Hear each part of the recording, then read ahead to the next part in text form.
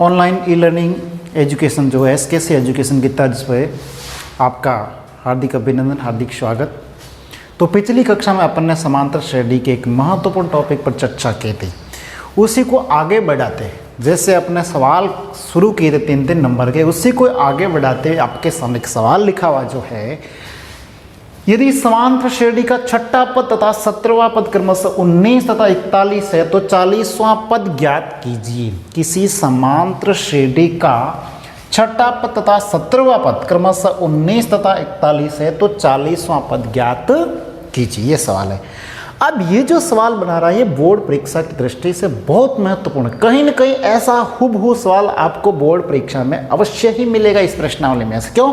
क्योंकि 3 नंबर का सवाल तो 100% पूछना ही पूछना है, जरूर पूछेगा। अब पहला फ्रेम मैंने आपको बता दिया, दूसरे सवाल का टाइप जो अभी मैं आपके सामने समक्ष है ये, इस प्रकार से सारे सवाल आपके सामने प्रस्तुत किए जाएंगे तो बाहर से सवाल बनेगा कहाँ से। इसलिए प्रत्येक सवाल को बिल्कुल आप चिंतन और मनन से इस सवालों पर चर्चा करके आप स्वाध्याय करेंगे तो कहीं ना कहीं आपको सफलता दिला देगा। यदि समांतर श्रेणी का छठा पद तथा 17वां पद, अब सवाल को पढ़ना है, सवाल को सिर्फ इतना ही पढ़िए जैसे आपने लिखा हल, लिख दिया हल। यदि समांतर श्रेणी का छठा पद, यानी मान लो एक समांतर श्रेणी सिर्फ और सिर्फ 6 पदों की है। यदि कोई समांतर श्रेणी सिर्फ और सिर्फ कितने पदों की है? 6 पदों की है। तो आपने ये लिख दिया कि A6 बराबर 19, यानी किसी समांतर श्रेणी का छठा पद कितना है? 19 है। तो इसलिए A6 बराबर 19, यानी किसी भी समांतर श्रेणी में मान लो 6 पद है, जो छठा पद है वही लास्टवां पद है, यानी AN हो जाएगा। 19 क्या हो जाएगा? AN हो जाएगा। यानी किसी समांतर श्रेणी में 6 ही पद है, मान लो कितने पद है? 6 ही पद है, और जो छठे नंबर पे खड़ा है वही लास्ट में खड़ा है। इसका मतलब ये A जो 6 है वो 19 है, अर्थात AN बराबर 19। तो आप इसको सॉल्व करेंगे तो सूत्र लिखेंगे A प्लस n-1 D बराबर AN बन गया। तो अब देखो A प्लस n-1 D बराबर AN, तो सवाल बना A प्लस n यानी AN कितना है? 6 माइनस 1 और D कुछ भी नहीं है और AN हो गया 19, लिख दिया। फिर उसके बाद A प्लस 5 में 6 में से गया 5 को D से गुणा किया, 5D बराबर 19, ये बन गया आपका समीकरण नंबर 1। तो यहाँ पर एक ट्रिक निकलता है, शॉर्ट ट्रिक निकलता है। क्या? यानी आपको छठा पद पूछे तो आप A प्लस 5D लिख सकते हैं। अगर आपको 10वां पद पूछे तो A प्लस 9D लिख सकते हैं। अगर आपको 16वां पद पूछे तो A प्लस 15D लिख सकते हैं, इसी मेथड से। ठीक है, अब आगे पढ़ो सवाल को। 17वां पद 41, 17वां पद कितना है? 41। तो यहाँ पे वापस देखिए A17 बराबर 41, A17 बराबर कितना हो जाएगा? 41, यानी 17वां पद आपके पास में 41 है। यानी किसी भी समांतर श्रेणी में कितने पद हैं? 17 है, और जो 17वां पद है वो 41 है, यानी 17वां पद है वही अंतिम पद है। तो इसलिए ये हो जाएगा आपके A प्लस n-1 D बराबर AN। तो इसलिए अब इसमें भी लिखो, प्रथम पद कुछ भी दिया हुआ नहीं, छोड़ दो। अब पदों की संख्या इसमें 17 होगी, -1, और D का मतलब सार्वंत्र नहीं है, छोड़ दो, ये 41। तो A प्लस 17 में से गया 16 D बराबर 41। ये समीकरण नंबर कितना बन गया? 2। ये आपके पास में समीकरण नंबर कितना बन गया? 2 बन गया। ये 2 समीकरण बन जाते हैं। जो ही किसी सवाल में 2 समीकरण बनते हैं तो आपने अच्छे से एक विधि पढ़ी होगी, विलोपन विधि। क्योंकि यहाँ पे 2 चर है, एक A है दूसरा D है, एक A है दूसरा D है। विलोपन विधि के माध्यम से यहाँ अपन को करना क्या, देखो पहले A और D का मान ज्ञात करना। जब A और D का मान ज्ञात हो जाएगा तो अपन 40वां पद आराम से ज्ञात कर लेंगे। जब तक अपन को A और D का मान ज्ञात नहीं होगा तब तक 40वां पद ज्ञात होगा नहीं। तो इसलिए यहाँ पर आप लिखोगे विलोपन विधि से।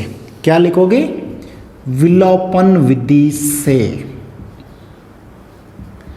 अब विलोपन विधि से लिख दो। हाँ, कुछ तो यहाँ पर ये बताते हैं समीकरण नंबर 1 को समीकरण नंबर 2 से घटाने पर, ऐसा कुछ नहीं, आप विलोपन विधि लिख दो, वही चीज़ होनी है। अब देखो विलोपन विधि ये कहती है 5a + 5d बराबर 19 और उसके बाद a + 16d बराबर 41। a + 5d बराबर 19, a + 16d बराबर 41, ये दोनों विलोपन विधि में आपने लिख दिए।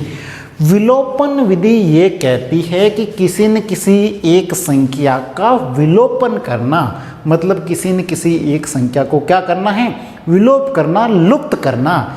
और वह जब संख्या लुप्त कब होगी, नियम क्या कहता है, जब संख्या होगी समान और चिन्ह होंगे असमान, तो संख्या को आपस में काटा जा सकता है। तो यहाँ पर संख्या तो बिल्कुल समान है, ऊपर भी a है नीचे भी a है, लेकिन चिन्ह असमान नहीं है। तो आप एक लाइन लिख दो, चिन्ह बदलने पर, चिन्ह बदलने पर कोई फर्क नहीं पड़ेगा, आपने चिन्ह बदल दिए। चिन्ह बदला, माइनस माइनस माइनस, सबका बदलोगे, पूरे समीकरण के चिन्ह बदलोगे। यूँ नहीं कि आवश्यकता अपन को यहाँ पड़ी और केवल यही चिन्ह बदला, नहीं, पूरे समीकरण के चिन्ह बदलोगे। यानी यहाँ प्लस का है तो माइनस कर दिया, यहाँ प्लस का है तो माइनस कर दिया, यहाँ प्लस का है तो माइनस कर दिया। अब जब संख्या समान हो, चिन्ह असमान हो, संख्या आपस में कट जाएगी। अब 5d और ये 16d, 16d है माइनस के और 5d है प्लस के। अब आपको 16d प्लस का नहीं देखना है, क्योंकि आपने चिन्ह बदल दिया है और बदला हुआ चिन्ह ही मान्य होगा। इसलिए 16d में से 5d चले गए तो पीछे आपके पास में माइनस के 11d बच गए, क्योंकि चिन्ह हमेशा बड़ी संख्या का रहता है। अब देखिए आगे, माइनस के 41 में से 19 गए तो पीछे बच गए माइनस के 22, माइनस से माइनस कैंसिल, यानी 11d बराबर 22, 11d बराबर 22, तो d बराबर हो गया 22/11, तो d बराबर कितना हो गया 2। आपके पास में d का मान आ गया। जो ही यहाँ पर एक चर का मान मिलता है उसका मान रख दो, चाहे तो समीकरण 1 में रखो या समीकरण 2 में रखो। तो आप लिखोगे d का मान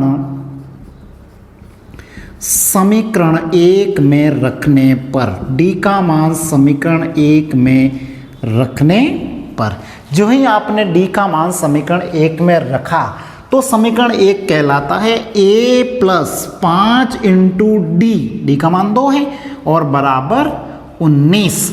तो a + 5 को 2 से गुणा किया 10 बराबर 19, तो a बराबर 19, ये पक्षांतरण किया, प्लस का 10 इधर आते किसका हो गया, माइनस का 10 हो गया, तो a बराबर कितना हो गया 9। इसका मतलब अपने पास में जो प्रथम पद है वो कितना मिल चुका है, 9 मिल गया। यानी आपके पास में सार्वंतर 2 आ गया है और प्रथम पद कितना आ गया है 9। जब किसी समांतर श्रेणी में प्रथम पद और सार्वंतर ज्ञात होता है तो आप कौन सा भी पद आसानी से ज्ञात कर सकते हो। तो अब आपको 40वां पद ज्ञात करना है।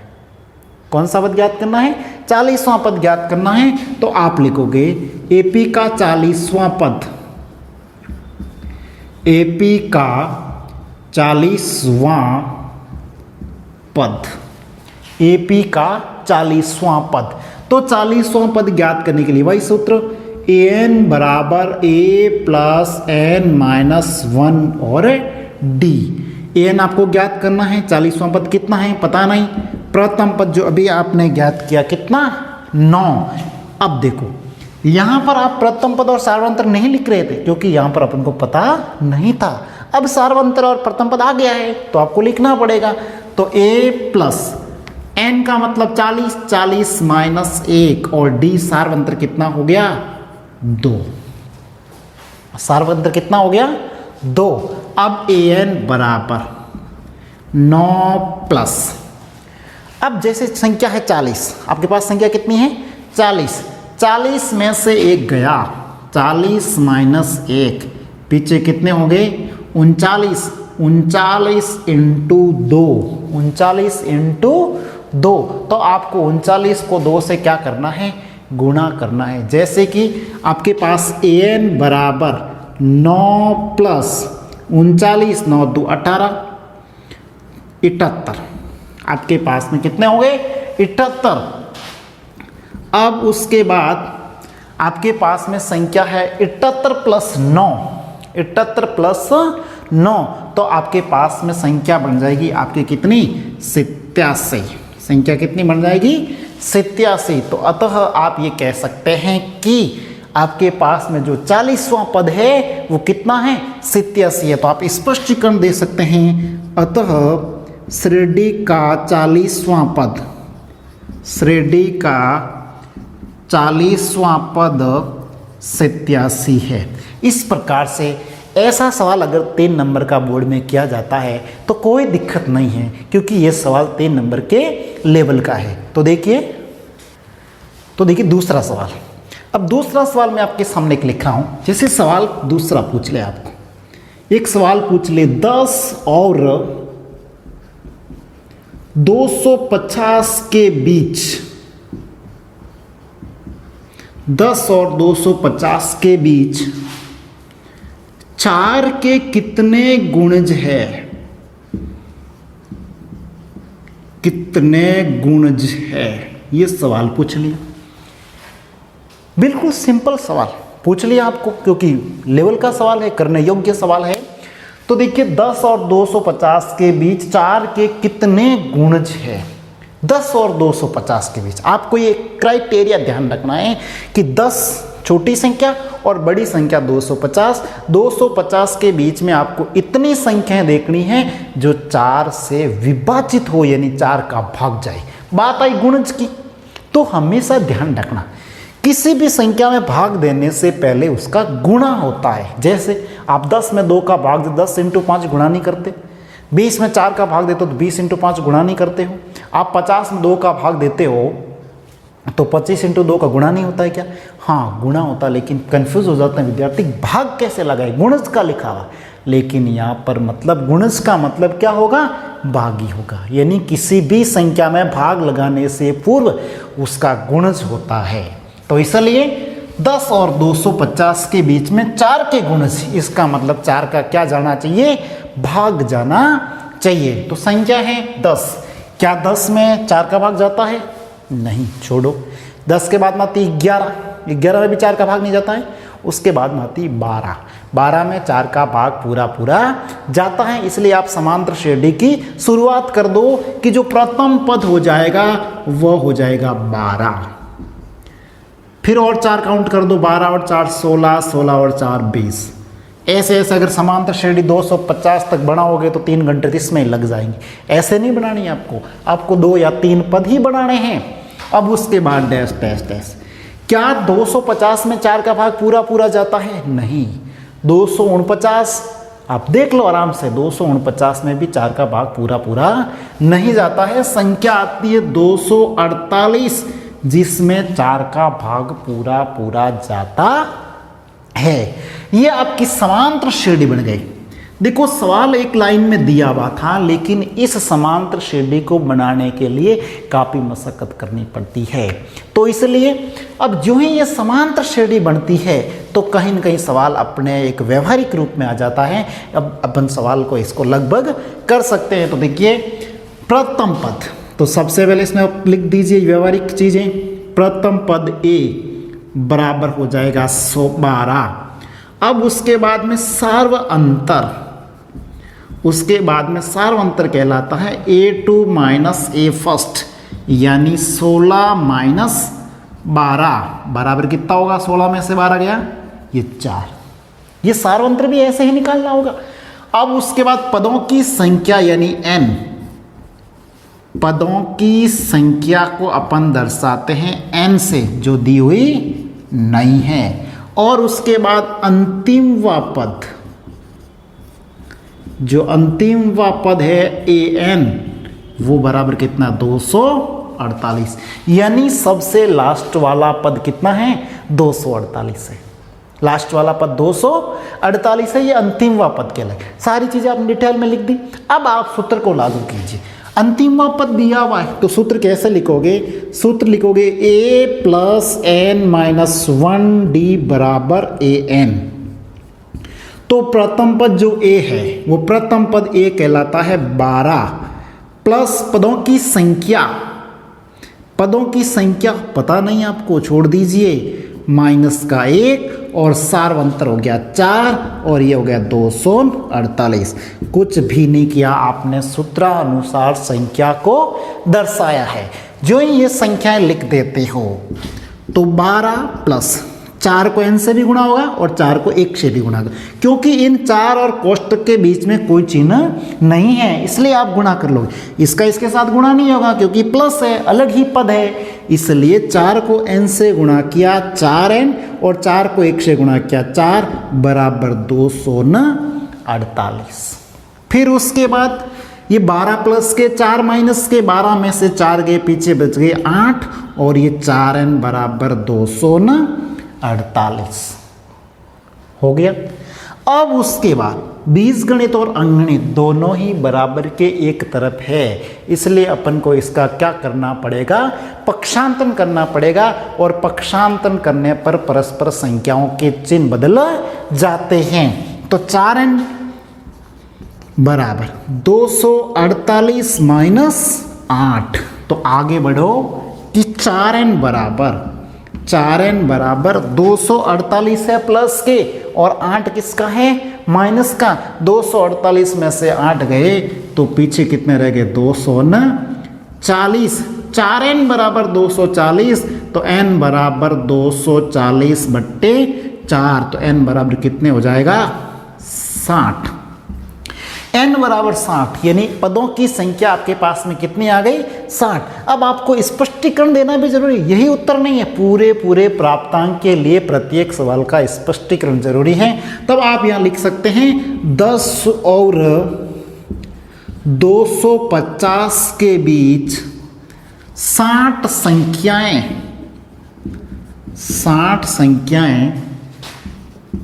4 के गुणज में है। अब ये आपका क्या हो गया, आंसर हो गया।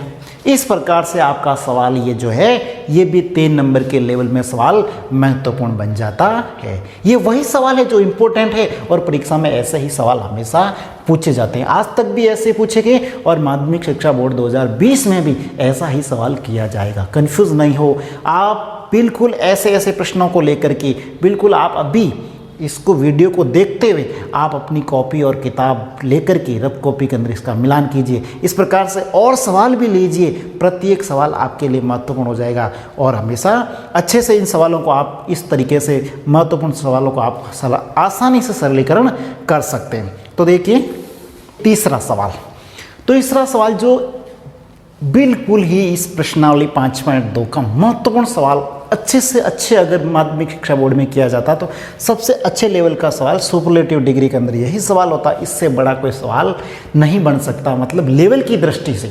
तो देखिए इसको भी अपन अच्छे से देख लेते हैं। वे 4 संख्याएं समांतर श्रेणी में है। बिल्कुल सवाल को स्टेप से समझ करके पढ़िए, क्योंकि वही सवाल सरलीकरण आपसे होगा, क्योंकि सवाल समझ में आना जरूरी है। वे 4 संख्याएं समांतर श्रेणी में है। अब मैंने शुरुआत में ये कहा था कि समांतर श्रेणी का व्यापक रूप अब यहां काम आ रहा है। कैसे कि वे 4 संख्याएं समांतर श्रेणी में हैं। कौन सी 4 संख्याएं? इसलिए माना वे 4 संख्याएं,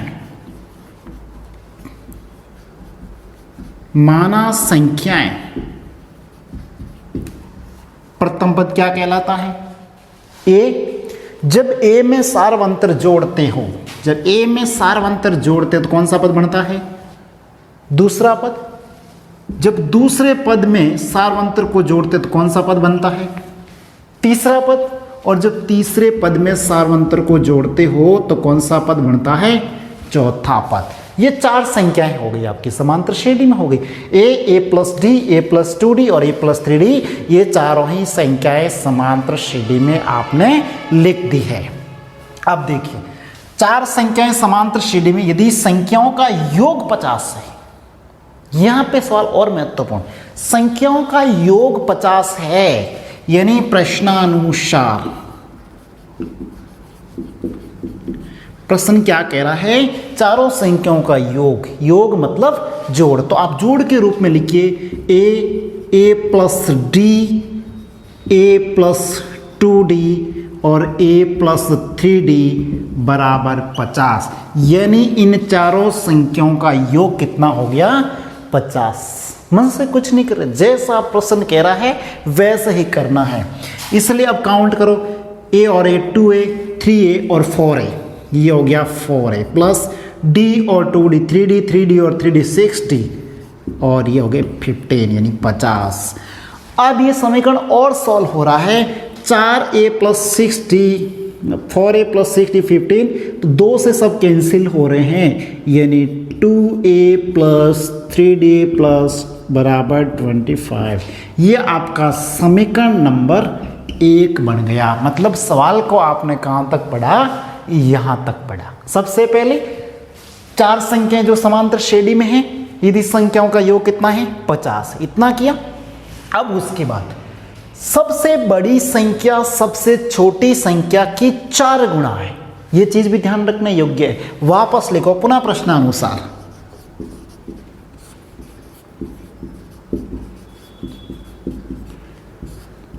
क्या कह रहा है, सबसे बड़ी संख्या, तो इसमें सबसे बड़ी कौन, यही तो है ना। अपन ने समांतर श्रेणी के 4 पद बनाए, जो चौथा पद है वही बड़ा है, इसलिए सबसे बड़ी संख्या a प्लस 3d, यानी सबसे जो बड़ी संख्या है वो सबसे छोटी संख्या की कितने गुणी है 4 गुणी। आई चीज समझ। अब a प्लस 3d बराबर 4a। अब देखो 3d बराबर 4a, सजा 13 से पक्षांतरण कर दो, माइनस का a आ जाएगा, तो 3d बराबर 4a माइनस a, तो ये हो जाएगा 3a, 3 कैंसिल और d बराबर a। इस चीज को महत्वपूर्ण रखना, जरूरी नहीं यहाँ कोई ना कोई न्यूमेरिकल ही आए, d बराबर a बराबर d, जो d का मान होगा वही a का मान है, जो a का मान होगा वही d का मान। आपको यहाँ पर तनिक भी कंफ्यूज होने की बात नहीं है, अपना दिमाग नहीं लगाना, जैसे हुआ वैसा ठीक है, अपने किया वैसा अच्छा किया। अब उसके बाद सवाल क्या कह रहा है, सबसे बड़ी संख्या सबसे छोटी संख्या की 4 गुणी हो गया, वे 4 संख्याएं ज्ञात कीजिए। आपके पास d का मान a आया, अब आप क्या करोगे, d का मान लिखोगे, d का मान समीकरण 1 में रखने पर, समीकरण 1 में रखने पर जो d का मान आया वो समीकरण 1 में रख दीजिए। समीकरण 1 ये कहलाता है कि 2a प्लस 3 इंटू a, क्योंकि d का मान a आया है, और उसके बाद में 25, 2a और 3a, 2a प्लस 3a बराबर 25, ये हो गया आपके 5a बराबर 25, तो a बराबर हो गया आपके 25/5, तो a बराबर कितना आ गया 5 आ गया, यानी a और d का मान आपको मिल गया, d बराबर 5, a बराबर भी 5, दोनों मान आ गए।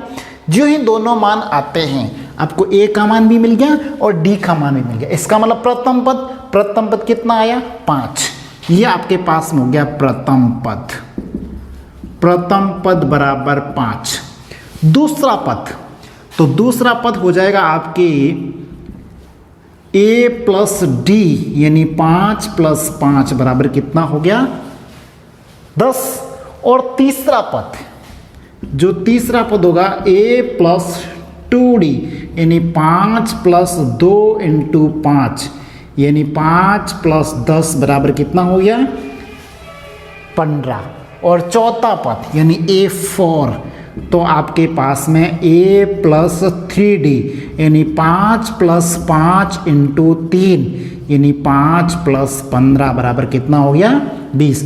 तो समांतर श्रेणी का प्रथम पद 5, दूसरा पद 10, तीसरा पद 15 और चौथा पद कितना हो गया 20। इस प्रकार सबसे अच्छे लेवल का जो सवाल था आपके सामने है, इसलिए ये चारों ही पद आपको मिल चुके हैं, बिल्कुल आपको विधिवत रूप से और बिल्कुल सविवेक से परीक्षा में इस सवाल को करना है। तो ऐसे ही सवाल आपकी परीक्षाओं की दृष्टि से, बोर्ड की दृष्टि से महत्वपूर्ण होते हैं, इन सवालों में आप बने रहिए। इसलिए आशा और सहयोग के साथ ये सवाल सारे आपको समझ में आएंगे। धन्यवाद।